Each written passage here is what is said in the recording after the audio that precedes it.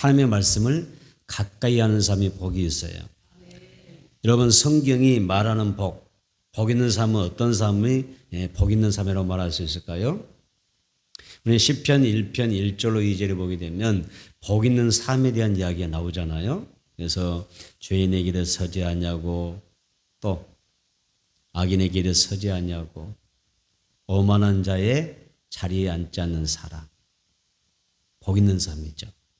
하나님이 연락하는 삶이죠. 기꺼이 기쁜 마음으로 그 사람의 그 모든 것을 하나님이 받아주시죠.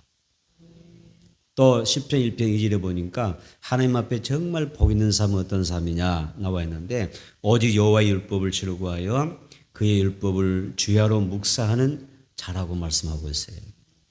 따라서 하나님 앞에서 정말 우리가 복 있는 삶이라면, 내가 하나님 앞에 복을 받았다 이렇게 말할 수 있는 삶이라면 어떤 삶이에요? 하나님의 말씀을 즐거워하고 말씀을 주야로 묵상하고, 또 어떻게 하나님의 말씀을 우리가 가까이 하는 삶이에요. 그런 삶이 필요한 것입니다. 여러분은 하나님의 말씀을 얼마나 귀하게 여기십니까? 여러분들 얼마나 하나님의 말씀을 소중하게 받으십니까?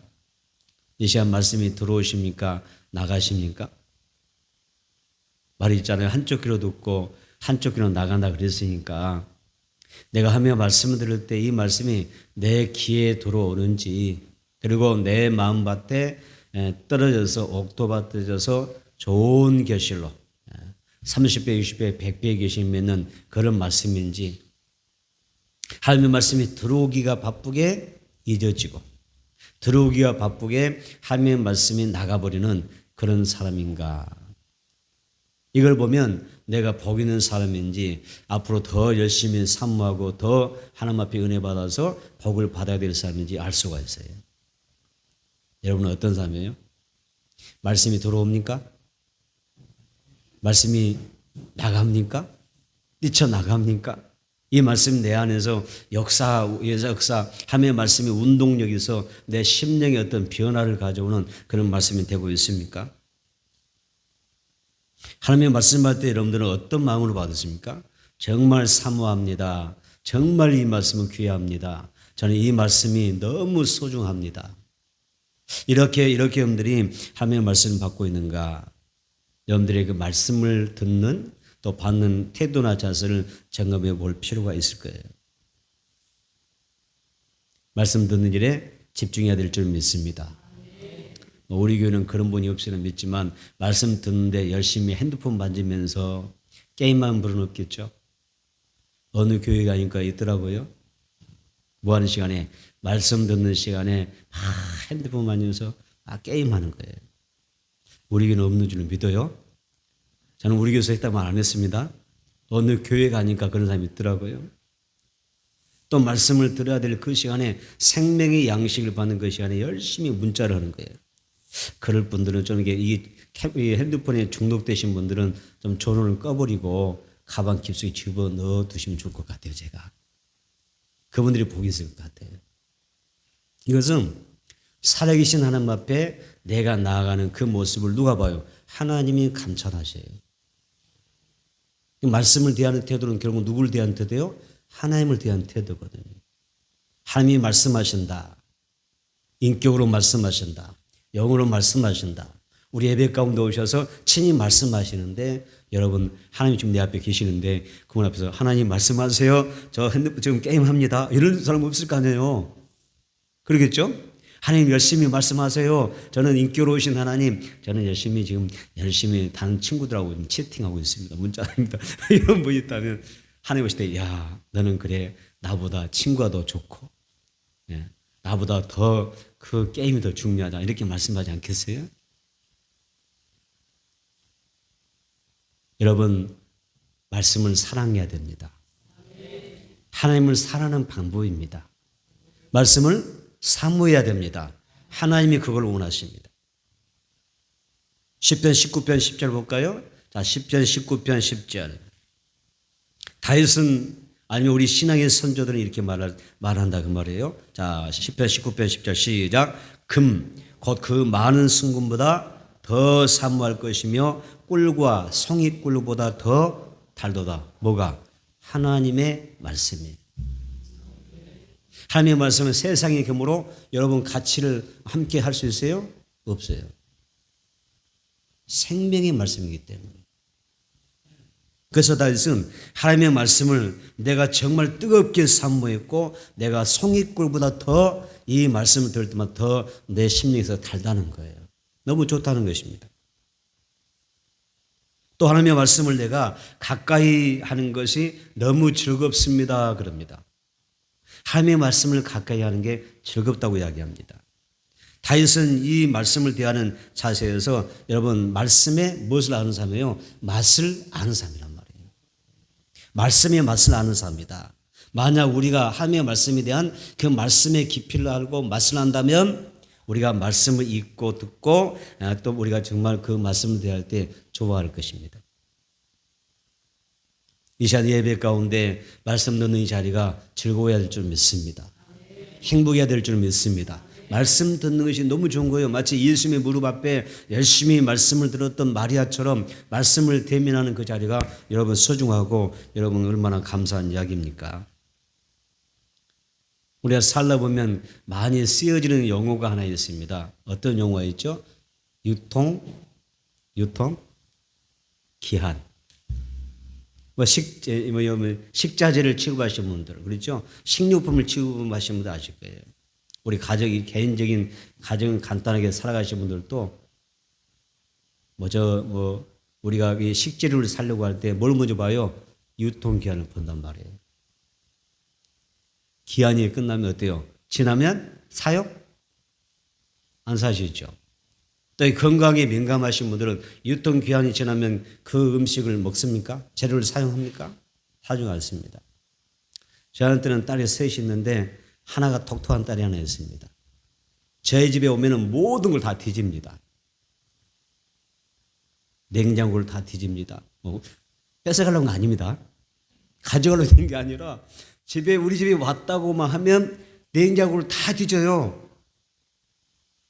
그리고 엄마 화장품도 제 화장품도 다 뒤져요.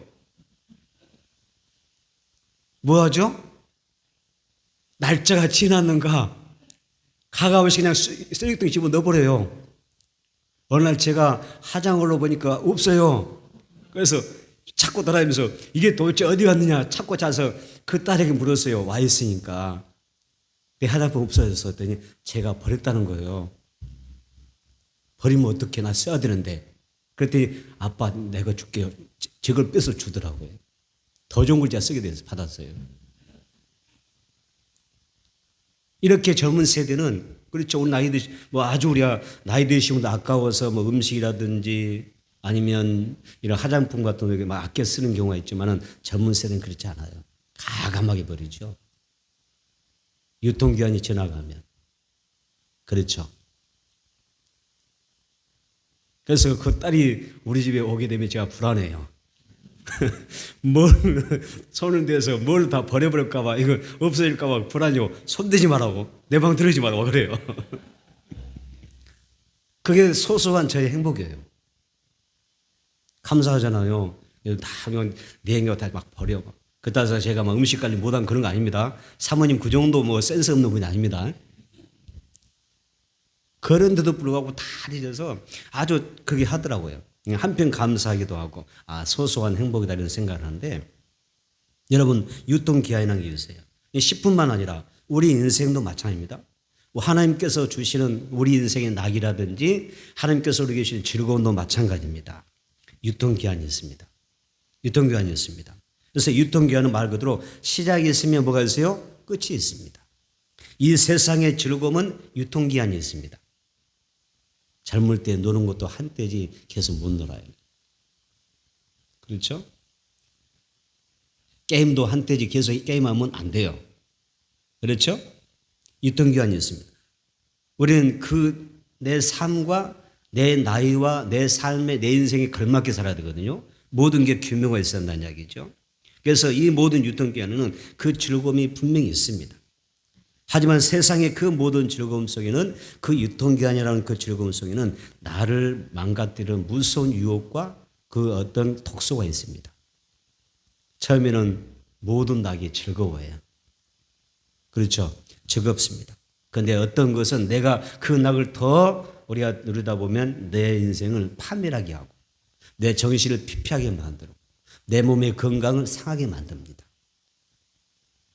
하나님은 우리가 예수 안에서 또 말씀 안에서 여러분들이 정말 행복하기를 원하십니다. 그런데 하나님은 우리가 무작정 마냥 즐거워하고 행복하라고 말하지 않습니다. 히브리서 11장 24절 35절 보면 이런 말씀이 나옵니다. 믿음으로 모세는 향상하여 바로의 공주의 아들이라 칭함받기를 거절하고 도리어 하나님의 백성과 함께 고난받기를 잠시 죄악의 낙을 누리는 것보다 더 좋아하고 이런 말씀이 있습니다. 모세는 믿음의 사람입니다. 믿음이 장성한 사람입니다. 모세는 믿음으로 선택한 게 아니었습니다. 죄악의 낙을 누리지 않겠다는 것입니다. 이 말을 바꾸어 말하면 죄악에도 낙은 있다. 죄를 지어도 낙은 있다. 죄를 지어도 낙은 있습니다. 그렇죠? 죄를 지어도 낙은 있습니다. 죄 지으면서 뭔가 쾌락이 있고 낙이 있으니까 죄를 짓는 거지 마냥 재미없으면 뭐 하려고 죄를 짓겠습니까? 짓지 않습니다. 또 한 가지 안타까운 죄라고 하는 것은요 이런 게 있습니다. 죄는 죄 짓는 사람은요 공통점이 하나였습니다. 자기 잘못을 전혀 모릅니다. 모르니까 죄를 짓습니다. 죄를 짓는 사람은 자기의 죄를 몰라요. 내가 무슨 죄를 짓는지 내가 뭘 잘못인지 모릅니다. 그래서 하나님께서는 어떤 은혜냐면 죄를 지어도 하나님 앞에 깨닫는 은혜가 복 있는 것입니다. 하나님의 은혜가 임하지 않으면요 죄를 지으면서도 내가 무슨 죄를 졌어요? 내가 뭔 죄를 졌는데요? 이렇게 이야기합니다. 그러나 하나님께서 은혜 주신 사람은 깨닫죠. 아, 내가 잘못되었구나. 이러한 점에서 내가 잘못 살았구나. 이걸 깨닫고 회개하죠. 죄악에도 낙은 있다. 여러분 지금은 여러분들이 예수 그리스도 안에서 새로운 피조물 되셔서 변화된 줄로 믿습니다만은 변화되기 전에 여러분 상상해 보세요. 죄 지을 때 즐겁지 않던가요? 그렇죠? 생전 제일 안 지은 사람 같아요. 죄 지을 때 낙이 있어요. 즐거움이 있어요. 죄 지으면 얼마나 그냥 좋은지 몰라요. 그런데 왜 나오냐면 히브리서 11장 24절 25절 보니까 죄에도 낙이 있다고 이야기하고 있기 때문에 그런 거예요. 그래서 하나님이 이 모세의 그 믿음을 이야기할 때 자 이렇게 이야기하잖아요. 도리어 하나님의 백성과 함께 고난받기를 잠시 죄악의 낙을 누리는 것보다 더 좋아했다 이렇게 표현한단 말이에요. 죄도 낙이 있다는 이야기죠. 그런데 이건 아셔야 돼요. 죄도 죄악에도 낙은 있지만 즐거움이 있지만 그 끝은 어떻게 돼요? 그 끝은 파멸입니다. 반드시 낙 다음에 고난이 옵니다. 고통이 오는 것입니다. 그래서 죄악의 날은 잠깐 나에게 어떤 즐거움을 주지만은 이 죄는 어때요? 두고두고 나로 하여금 고통을 가져다 주는 게 죄라는 이야기입니다. 그래서 모세는 내가 죄악의 낙을 누리는 이 세상에서 어떤 죄악의 낙을 누리는 그런 삶을 내가 누린 것보다는 내가 하나님의 백성을 위하여 하나님의 나라를 위하여 하나님의 거룩한 이름을 위하여 내가 영광을 누리며 사는 길을 택했다 이렇게 이야기하죠. 하나님 우리에게 보는 즐거움도 주셨어요. 먹는 즐거움도 주셨어요. 먹는 즐거움이 얼마나 좋습니까, 여러분? 그렇죠? 유튜브를 보면은 이 먹는 것으로 열심히 하신 분들이 유튜브를 찍는 분도 많으시더라고요. 그런데 보면 구독자 많아요. 얼마나 맛있게 막 상다리 펼쳐놓고 상 위에서 맛있게 음식을 해서 먹는지 그거 보고 있으면 아 저거 먹고 싶네 그런 정도 되잖아요. 근데 사람은 먹는 즐거움도 있어요. 사람은 마시는 즐거움도 있어요. 그렇죠? 성공해야 될 즐거움도 있고 사랑하며 살아가는 즐거움도 있고 여행의 즐거움도 있고 그리고 여러 가지 즐거움도 있습니다. 하나님이 그런 즐거움도 사실 인간에게 주신 것입니다. 그런데 하나님은 우리에게 낙을 주셨지만 그 낙을 지혜롭게 누리기를 원하십니다. 너무 지나친 과욕이 된다든지 육신의 정욕과 안목의 정욕과 이 세상의 자랑으로 빠져버리는 그런 삶을 살기 원치 않습니다. 신앙은 균형감을 갖는 것입니다. 따습니다. 신앙은 균형감을 갖는다. 그리고 우선순위를 분명히 하고 균형감을 갖고 사는 게 올바른 신앙생활입니다. 신앙생활일수록 인생도 행복해야 되고 신앙생활도 하나님 주신 낙이니까 인생의 낙도 잘 누릴 줄 알아야 되고 그럼에도 불구하고 너무 한쪽으로 치우쳐서 하나님의 영광이나 하나님의 그 은혜의 자리에 나아가지 못하게 되면 하나님이 원하는 그런 인생은 아니죠. 그 지나친 과욕이나 과한 것은 경계하시는 분이죠. 왜냐하면 내게서 영적인 즐거움을 우리가 놓치지 않기를 바라시는 하나님의 마음인 것입니다. 여러분 중요한 것은 절제할 줄 아는 것입니다. 그래서 성령 9가지 열매 중에 절제가 있잖아요. 오래 참음이 있잖아요. 하고 싶을 때도 참을 줄 알아야 돼요. 노는 것도 참을 줄 알아야 돼요. 먹는 것도 마시는 것도 우리가 뭘 하는 것도 참을 줄 아는, 절제할 줄 아는 그런 지혜도 필요합니다. 여러분 하나님이 모든 인생의 낙을 주셨습니다. 그 낙이 죄악의 낙으로 여러분 경계선을 맞은선을 넘어가지 않기를 주님으로 축복합니다. 그래서 내가 하나님 앞에 절제할 줄 잘 알았을 때 영육 간의 균형을 잡아가는 것이 중요하다. 무엇이 내 인생에 더 중요한가, 무엇이 더 소중한지 덜한지를 알고 이걸 구별할 줄 아는 그런 지혜가 필요한 거죠. 믿음 있는 사람은 하나님을 찬양합니다. 하나님 앞에 경배합니다. 이걸 더 소중하게 여깁니다. 하나님을 찬양하는 것, 하나님과 더불어 사는 것을 정말 소중히 여기며 살아가는 것입니다. 영적 삶을 통해서 삶의 의미와 가치 또 즐거움과 행복을 우리가 누릴 수 있기 때문에 그런 것입니다. 여러분 하나님의 말씀을 가까이 하는 것이 복인 줄로 믿습니다. 그래서 하나님의 말씀을 열심히 묵상하세요. 아침 저녁 묵상하세요. 우리 성도님들이 열심히 묵상하는 들 보면 정말 감사해요. 아멘. 묵상 안 하신 분도 할 줄 믿고 감사합니다. 말씀 열심히 묵상하고 그리고 우리 말씀 중보 방에 열심히 말씀 묵상하면서 성경 저는 몇 장을 읽었습니다. 하루에 이렇게 다 보고 들어온다 보면 감사해요. 하나님이 연락하신 줄 믿습니다. 또 열심히 기도문으로 해서 여러분 기도하고 내가 이렇게 말씀 중보로 열심히 기도하여 제가 이렇게 내가 기도했습니다. 이라고 이게 올렸을 때 감사하잖아요. 하나님이 연락하실 줄 믿습니다. 하나님이 기뻐하시면 됩니다. 맞습니다. 하나님이 기뻐하시면 된다. 하나님은 나의 그 삶을 보고 하나님이 기뻐하시면 복이잖아요. 하나님의 말씀 묵상하고 우리가 하나님의 말씀을 통해서 하나님 만나고 하나님을 더욱더 알아가야 됐죠. 그리고 하나님의 말씀을 통해서 하나님의 선하신 은혜를 맛보게 되는 것입니다. 바울은 빌립보서 3장 8절에서 이런 이야기를 했어요. 모든 것을 해로 여김은 내 주 그리스도 예수를 아는 지식이 가장 고상하기 때문이다. 이런 이야기를 했어요. 예수님을 아는 것이 가장 인생이 고상하더라. 고상이란 단어가 어떤 뜻이 있어요? 고상이란 숭고하다, 차원이 높다는 뜻이에요. 세상의 모든 즐거움과 세상의 모든 지식보다 내가 예수를 알아가는 것만큼 더 높은 것은 없어요. 더 소중한 것은 없다. 여러분 말씀을 통하여 하나님을 알아갈 때에 영혼의 인생이 정말 기쁨으로 고상한 기쁨을 갖게 될 줄을 믿습니다. 그래서 모세처럼 믿음이 장성하기를 바랍니다.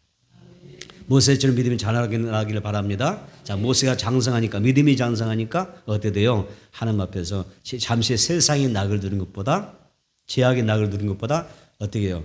하나님의 백성과 함께 고난받은 것이 더 좋더라. 이렇게 표현한단 말이에요.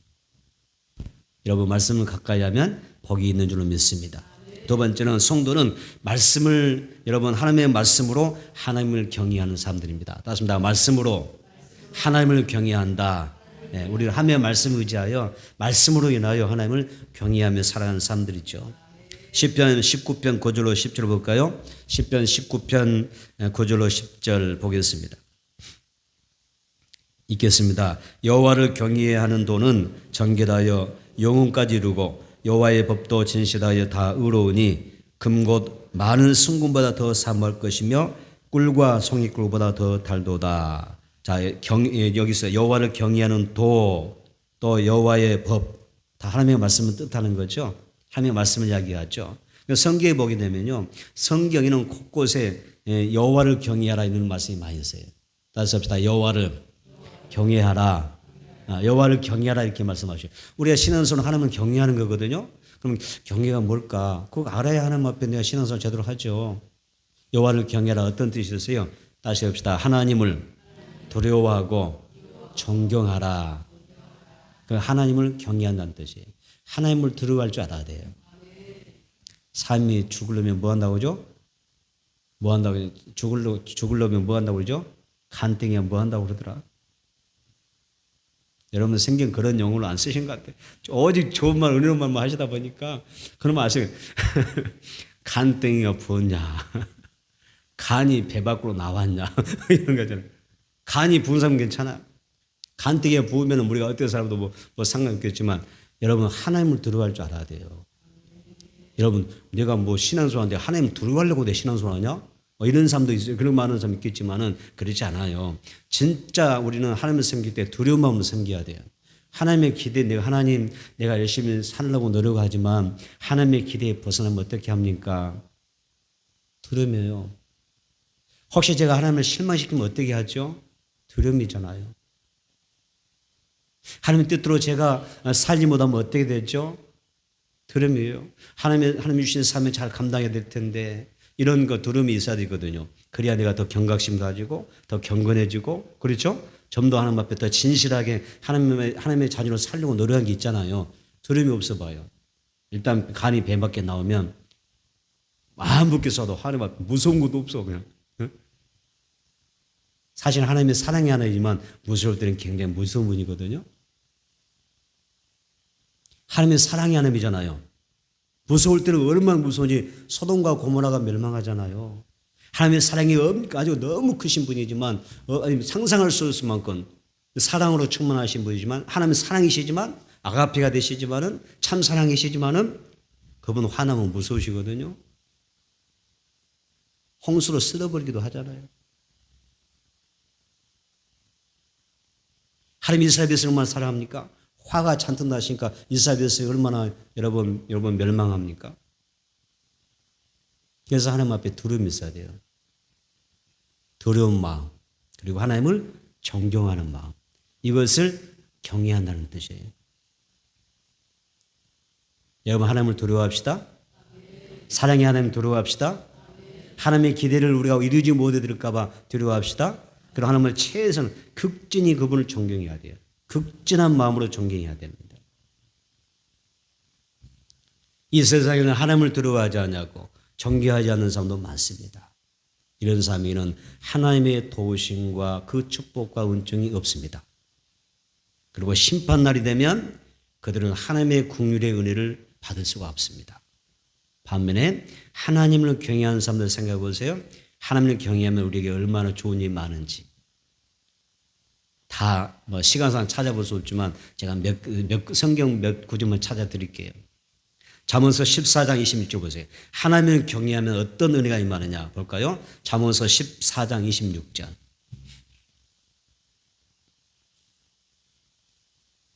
잠언서 14장 26절 읽겠습니다. 잠언서 14장 20절 시작. 여호와를 경외한 자에게는 견고한 의뢰가 있나니 그 자녀들에게 피난처가 있으리라. 아멘. 자, 경외 밑줄. 하나님을 경외하면 이게 뭐예요? 하나님을 경외하는 것 자체가 뭡니까? 하나님 앞에 나의 모든 삶에 대한 견고한 의뢰가 되는 거예요. 맡기는 것이 됩니다. 그렇죠? 그 견고한 의뢰가 되는데 그 의뢰 가운데 또 하나가 약속됐습니다. 그 자녀들에게 하나님이 피난처가 되어 주십니다. 이 말씀 너무 소중하지 않습니까? 이 험한 세상에 어려운 일 많은 세상 가운데 내 자녀의 피난처, 하나님은 너의 피난처, 너의 자녀의 피난처가 되어주신다. 얼마나 감사한 이야기입니까? 하나님이 그 자녀를 보호해 주신대요. 경건한 자녀를 하나님이 어떻게 하신다고요? 경건한 사람의 자녀를 하나님이 피난처 삼아 주신다. 그래서 여러분의 자녀는 다 잘 될 줄 저는 믿어요. 나의 소중한 자녀들이 하나님께서 피난처 되어주셔서 다 앞으로 잘되게 하실 줄은 믿습니다. 하나님은 여호와를 경외하는 삶을 여러분 절대적으로 보여주십니다. 또한 그 자녀들의 피난처가 되어주신다고 말씀하지 않습니까? 하나님의 보호 아래 여러분의 가정이 또 이번에 자녀들이 평안하고 행복하게 되기를 주님으로 축복합니다. 그 다음에 시편 34편 7절입니다. 시편 34편 7절. 시편 34편 7절 읽겠습니다. 여호와의 천사가 주를 경외한 자를 둘러 진치고 그들을 건지시는도다. 아멘. 자, 여기서 보니까 주님을 경외한 사람 어떻게 되죠? 천사가 둘러 진치고 그들을 어떻게 하시죠? 건진다 그랬습니다. 그래서 하나님을 경외하는 사람은 어떤 위기와 어려움 속에서도 하나님이 지켜주셔야 해요. 그리고 수렁에 빠져도 하나님이 건져내 주십니다. 우리는요, 이런 하나님의 말씀을 의지하여 여러분 우리가 정말 안심해도 돼요. 걱정하지 마세요. 하나님의 말씀을 이렇게 축복하지 않습니까? 약속하지 않습니까? 보장하지 않습니까? 여러분 걱정할 거 하나도 없어요. 좋은 일밖에 안 보여요. 저는 여러분의 얼굴을 보니 좋은 일밖에 안 쓰여져 있습니다. 아멘 안 하신 분들은 아니라는 것입니까? 여러분을 보니 좋은 일만 가득할 줄 믿습니다. 좋은 일이 생겨날 줄 믿습니다. 하나님이 보여줄 줄 믿습니다. 하나님께서 우리 자녀들의 피난처가 될 줄 믿습니다. 다 건져주시고 다 좋은 일만 있을 거예요.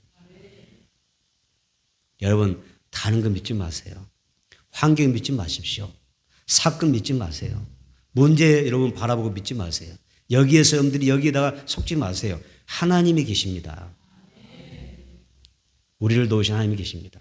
여호와를 경외한 자는 어떻게 하시죠? 다 책임져 주십니다. 여러분 우리가 무슨 일이든 무슨 사건이든 사람이 항상 이게 하나 있어요. 뭐가 있냐면 이 모든 어떤 사건이 문제는 좀 이게 좀 시간이 가면 이 고무줄처럼 쭉 늘어나면 이게 언제 도대체 이 문제가 해결될까 풀릴까 뭐 이런 고민이 있잖아요. 그래서 이게 고무줄 당기듯이 당기면 금방 끊어질 것 같은데도 계속 뭐 늘어나거든. 이게 쭉쭉 늘어나니까 이게 언제 끊어. 장기전에 약한 사람이 많아요. 여러분 신앙은요 마라톤이에요. 신앙생활은 마라톤이지 100m 달리는 게 아닙니다. 기도 100m 아니에요. 장거리입니다. 달리기 위해서 얘기해야 되는 거예요. 그러니까 많은 성도들이 여기에서 갑자기 기도하다가 안 풀리고 어려운 일 생겨서 하나님께서 어떻게 해 주실 것이다 해 주실 것이다 막 좀 이렇게 잘 안 풀리고 막 힘들면 스스로가 뭐예요? 기도에 힘을 잃고 더 기도해야 하는데 기도를 안 해버리고 더 믿음으로 주님 앞에 나가는데 그 믿음을 놓쳐버린단 말이에요. 열정과 그 믿음과 기도를 놓쳐버린단 말이에요. 하나님 그거 원치 않아요. 마라톤은요 여러분 월계관이 있습니다. 달리기에서 월계관이 있던가요? 100m 달려서 월계관 씌워줍니까?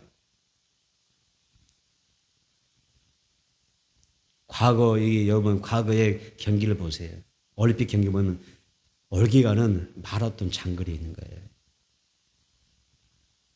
그래서 제가 항상 우리 성도를 보면서 어떤 어려운 가운데 있는 분들을 보면서 기도한 분들을 보면서 제가 염려하고 그 신앙의 부분에서 기도하는 게 뭐냐면 하나님 이 장기전에서 지금 내가 어린스럽게 기도했는데 왜 안 됐을까라고 해서 여기에서 포기하지 않게 하시고 힘 잃지 않게 도와주세요. 믿음 잃지 않게 해주세요. 끝까지 잘 신앙으로 경주해 낼 수 있도록 도와달라고 저는 그런 기도를 해요. 끝까지 이겨내라고. 승리합시다. 이겨냅시다. 하나님은 피난처 주님께서 건드릴 줄 믿습니다. 말라기 4장 2절에 이런 말씀이 있습니다. 이건 우리가 늘 성령 대망에 꼭 우리가 이 말씀을 읽고 갑니다. 그 순간순간 하나님의 역사가 있기를 위해서 기도하는 건데 한번 보겠습니다. 말라기 4장 2절입니다. 말라기 4장 2절 시작. 내 이름을 경외하는 너희에게는 공의로 내가 떠올라서 치료하는 광선을 비추리니 너희가 나가서 외양간에 나온 송아지같이 뛰리라. 아멘. 미쳤습니다. 내 이름을 경외하는 너희입니다. 하나님을 경외하면 복이 임해요. 하나님을 경외했더니 어떤 복이 임해요? 치료하는 광선이 나와요. 육신의 질병도 고침받을 줄 믿습니다. 시력도 돌아올 줄 믿습니다. 무릎도 고침받을 줄 믿습니다. 제가 즐겨 웃음으로 사용하는 단어 도가니도 고침받을 줄 믿습니다. 우리가 나이가 들면 항상 가장 문제가 도가니잖아요. 이놈의 또 버전 자꾸 쓰면 또 그러겠지만 이놈의 무릎. 그래서 발목이고 나이가 들면서 모든 육신의 연약함 이렇게 온단 말이에요. 사방대 삐그덕거리고 통증 있고 괴로워하고 힘들어요. 이건 나이 들어가는 과정이기 때문에 어쩔 수는 없어요. 사실은 없지만 그러나 하나님께서 이 모든 과정도 늦춰주시고 때에 따라서 하나님께서 기름도 좀 칠해주시고 아멘. 하나님께서 더 건강도 주셔서 그래도 다른 사람보다 더 좀 더 건강하게 아프다가도 좀 더 나아질 모습으로 살아갈 수 있도록 돕는 은혜가 치료의 강선입니다. 여기 보니까 하나님을 경외하면 하나님이 뭐 하셨어요? 하나님을 경외하는 사람이 뭐 하신다고 했어요? 치료의 강선을 바라리라. 여러분의 삶이 건강히 회복되고 치료가 회복되기를 축복합니다. 그 다음에 잠언서 22장 4절입니다. 잠언서 22장 4절.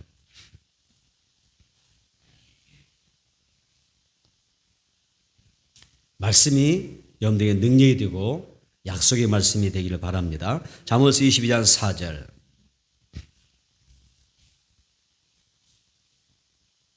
시작. 겸손과 여호와를 경외하며 보상은 재물과 영광과 생명이니라. 아멘. 자, 여기 밑줄 보세요. 겸손. 성도는 겸손해야 되죠. 늘 겸손해야 되죠. 은혜로 살죠. 하나님 앞에 하나님 없이도 살 수 있는 거 아니죠, 여러분? 저는 하나님 없이도 살 수 있어요. 하나님 간섭하지 말아요. 저 귀찮아요. 그런 사람 없겠죠? 겸손. 겸손한 사람. 그 다음에 그랬어요. 하나님을 경외하는 사람. 그 사람에게 하나님이 어떤 보상 주신다고 했어요. 여호와를 밑줄 자. 여호와를 경외함의 보상. 분명히 말씀하셨죠. 경외함의 보상이라고 말씀하셨죠. 하나님의 약속입니다. 어떤 보상 주십니까? 재물도 주시고 영광도 주시고 명예 주시는 거죠. 생명도 주시는 것입니다. 하나님이 이렇게 약속하는 거예요. 시편 145편 19절에도 그는 자기를 경외한 자들의 소원을 이루어 주시고 그들의 부르짖음을 들으사 구원하시려다 이렇게 말씀하셔요. 여러분 하나님은 경외한 사람들을 축복하셔요.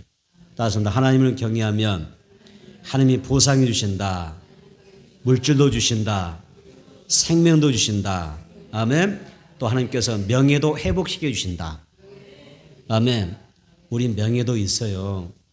우리는 예수 믿는 사람은 저한테 명예를 안 찾는 것 같지만 우리 믿음의 사람들은 살아가면서 뭐 큰 것 바라지 않더라도 나의 명예는 하나님이 지켜주셔야 돼요.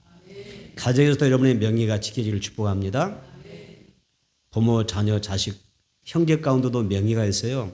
이 명예가 무너지면 굉장히 가정이 분란스러운 거예요. 하나님 명예 지켜주셔야 돼요. 직장에서 하나님께서 명예 지켜주셔야 돼요. 남편과 아내의 관계에서도 명예가 지켜져야 되고 친구, 어떤 그룹 가운데도 명예가 지켜져야 돼요. 이걸 누가 주세요? 하나님이 명예도 주신대요. 우리 하나님 이렇게 얼마나 세심하고 또 세밀하게 여러분 우리에게 신경 써주시는지 여러분들이 하나님 반만 좀 하셨으면 좋겠어요. 하나님께 반만 하시면 하나님 보세요. 나를 향한 하나님의 그 사랑에 반만이라도 하시면 하나님 앞에 정말 여러분 사랑 넘치게 받을 것 같아요. 아멘. 도움해 주시라고. 아멘. 하나님이 내게 베푸신 그 은혜인 만큼 반만 하나님께 돌려드리세요. 다 못해 우리가. 하나님을 경외한 자에게 복을 주십니다. 시편 19편 11절 볼까요? 자, 오늘 본문은 시편 19편으로 돌아가 보겠습니다. 19편 11절.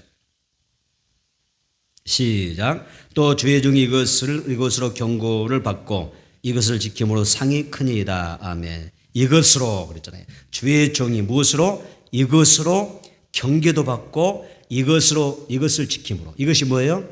하나님의 말씀. 우리 하나님의 말씀으로 우리가 하나님의 말씀으로 경고도 받아요. 말씀으로 경고를 받아요. 하나님의 말씀으로는 얼마나 중요해요? 우리가 잠못사람의 마지선이 있다니까요. 말씀으로 마지선에 대해서 말씀하신다니까요. 말씀으로 경고도 하시고 그래서 우리가 그 말씀을 이것을 지킴으로 밑줄 상이 큽니다. 하나님이 복 주시는 거예요. 하나님의 말씀으로 경고도 받습니다. 말씀을 지킴으로 복을 받습니다. 우리의 짧은 이 생명, 이 삶이 참으로 귀합니다. 여러분의 생명이 귀합니다. 여러분 생명과 건강이 귀하잖아요. 건강히 잘 삽시다. 여러분 생명 행복하게 잘 사세요. 난 여러분 한 사람 한 사람이 행복하게 사셨으면 좋겠어요.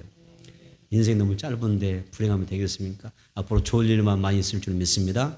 행복하기를 축복합니다. 낙이 있기를 축복합니다. 인생이 참 중요해. 왜? 너무 짧으니까. 이거 뭐 길다면 그냥 알아서 적당히 살 수 있겠지만 너무 짧으니까 소중하게 다뤄야 돼요. 짧은 인생이니까.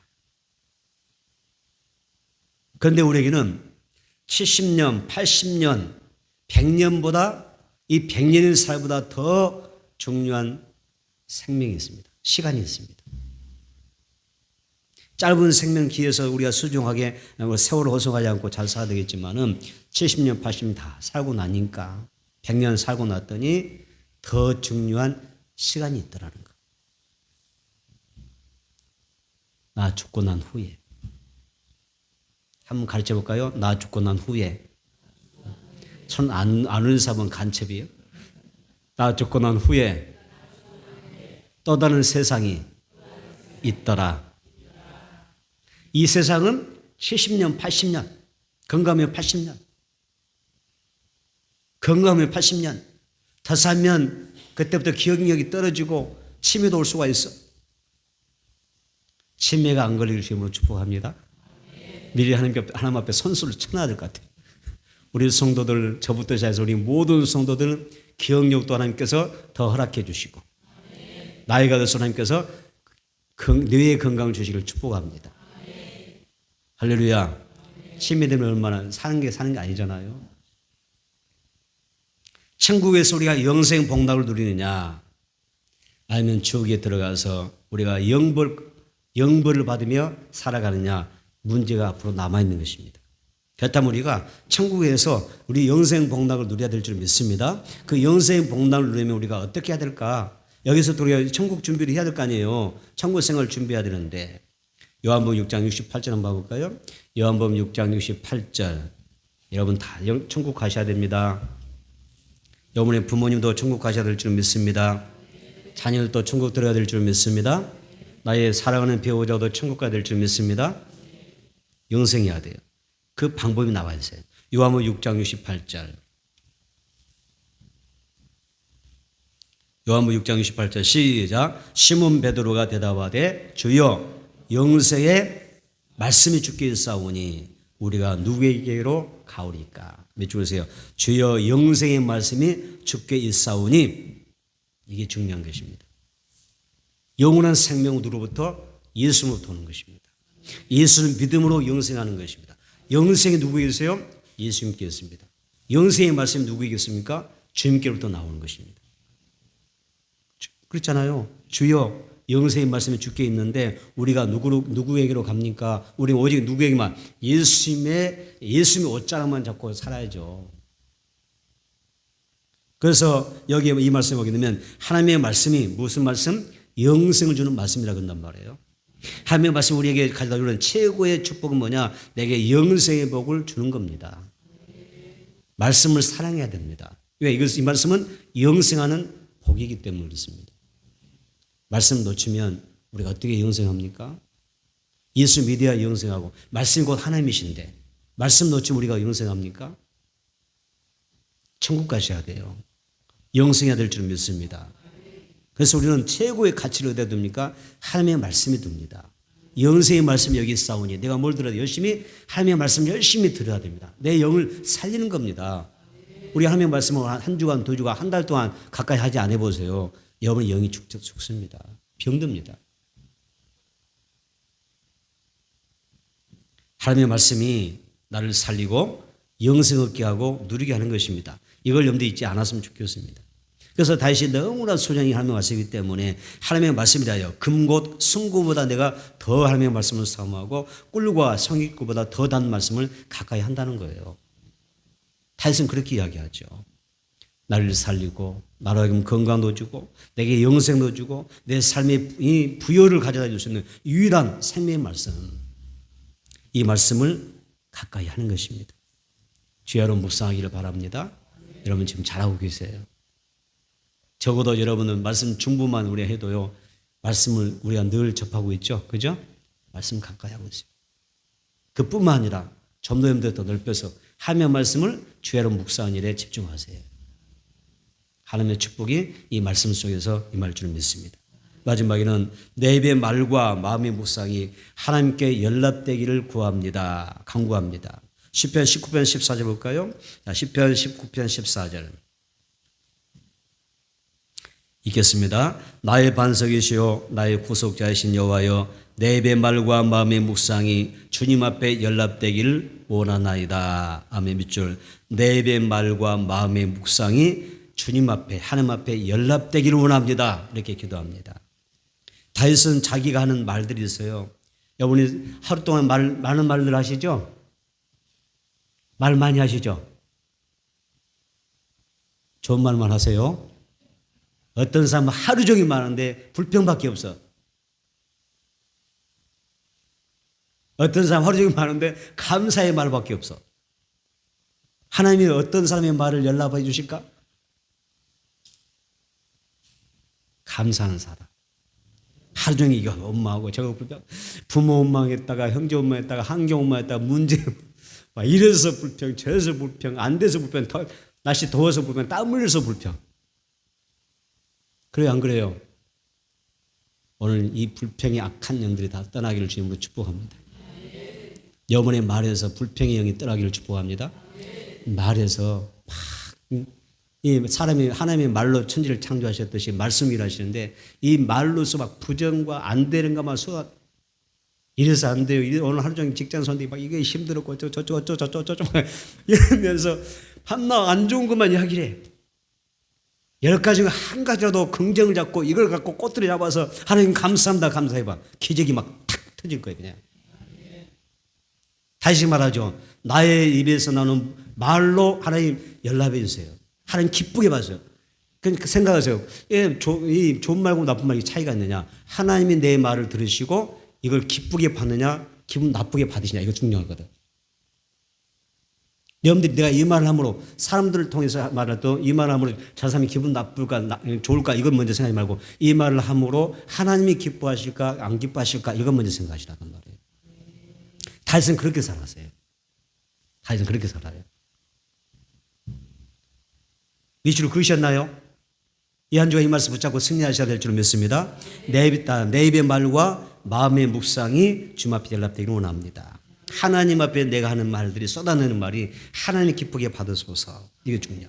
또 한 가지 뭐였습니까? 마음의 묵상이 주님 앞에 연락되기를 원합니다. 이렇게 이야기한단 말이에요. 헬라어로 이 묵상이라는 단어가 있는데 이 묵상이라는 단어 밑줄을 놓고 헬라어 동그라미 쳐놓고요. 뭐라고 썼으면 좋겠어요?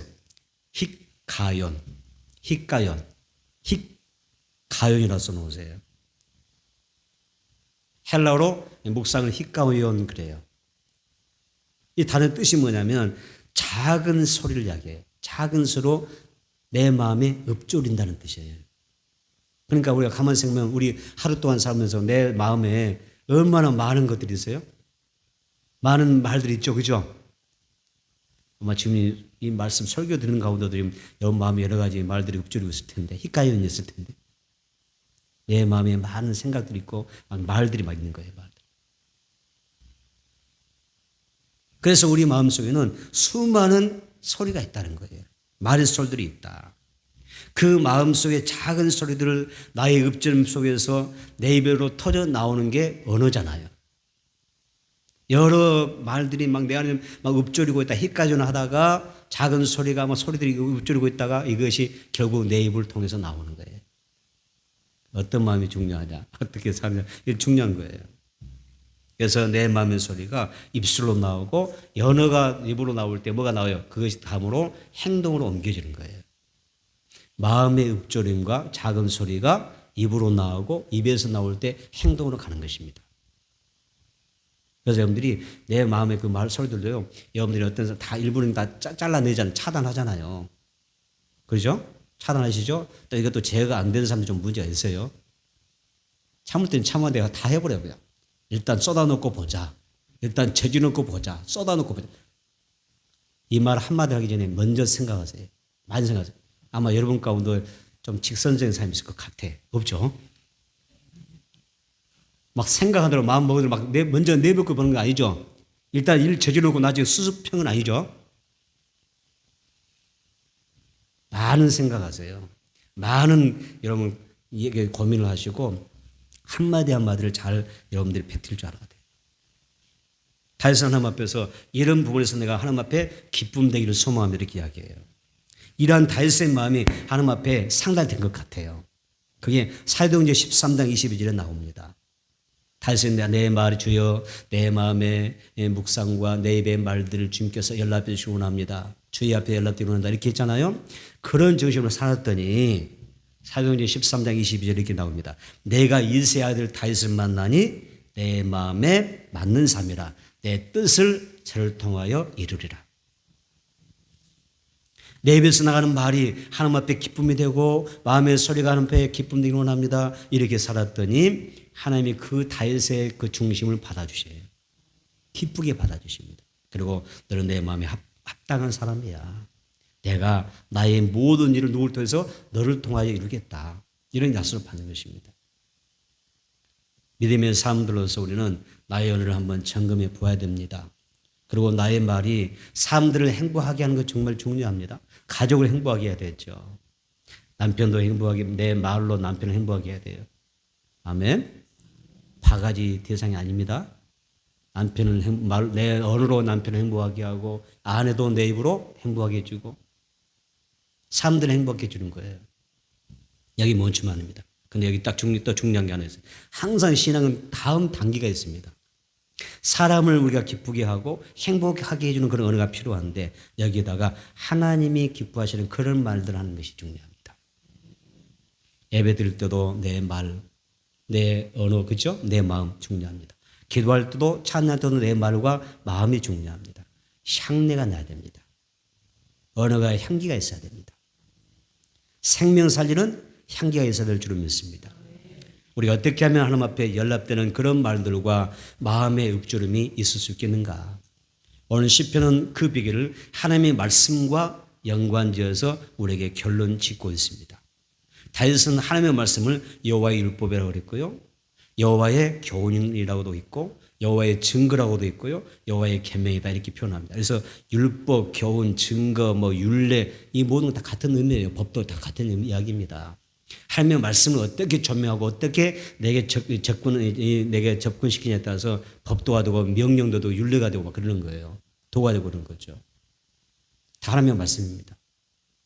우리는 하나님이 기쁘게 받으실 수 있는 그런 연락된 삶을 살기 위해서 내 마음과 내 입의 언어를 잘 세워야 됩니다. 그래서 주님께서 기뻐하셨으면 좋겠습니다.